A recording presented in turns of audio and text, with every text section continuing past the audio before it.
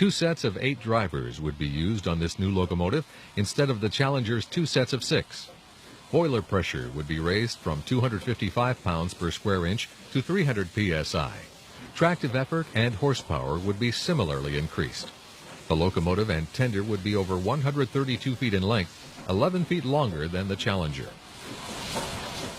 With its 4884 wheel arrangement, here was a locomotive that could tame the Wasatch without breaking up long trains from the flatlands or requiring the additional expense of helper engines and crews. A name would be needed for the 4000 class locomotives. UP management reportedly considered calling them the Wasatch type after the rugged mountains they were designed to conquer. But over at Alco in Schenectady, where the first locomotive was emerging from the factory floor, one of the employees chalked a more descriptive name on the smooth smokebox door. The giant locomotive was dubbed Big Boy. At last, the 4000 class had a name. New turntables were built to handle the longer locomotives. 135-foot versions were constructed especially to accommodate the Big Boy in Ogden, Green River, and Laramie.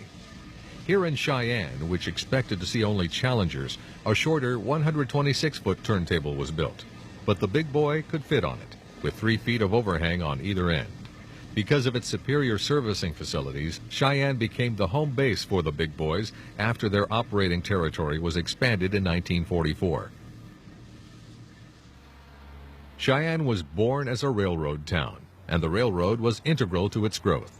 Its strategic position on the overland route, just east of Sherman Hill, made it an ideal spot to service locomotives before and after the hard climb. In 1953, when these images were photographed, there were almost 5,000 employees working for Union Pacific at Cheyenne. Maintenance of steam locomotives was labor-intensive. It required lots of personnel to keep the Big Boys and their brethren running day in and day out.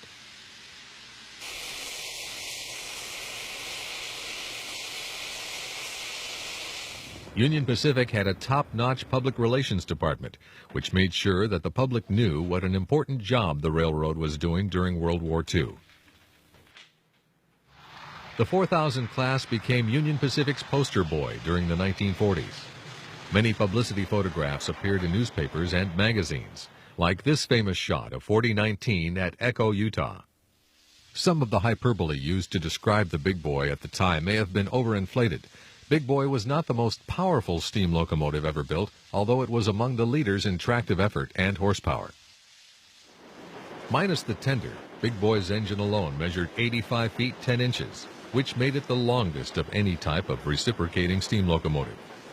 Only 2 types of non-reciprocating steam turbines were longer, and none of those experimental designs were deemed successful.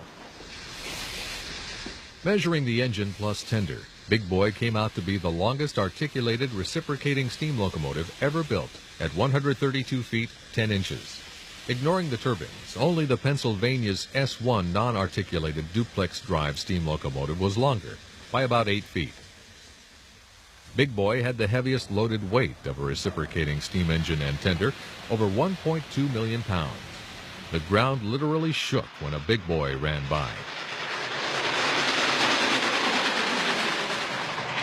Union Pacific ordered no more steam locomotives after 1944. In fact, UP tried to order EMD diesels that year, but was forced by wartime shortages to accept steam, including the second order of Big Boys.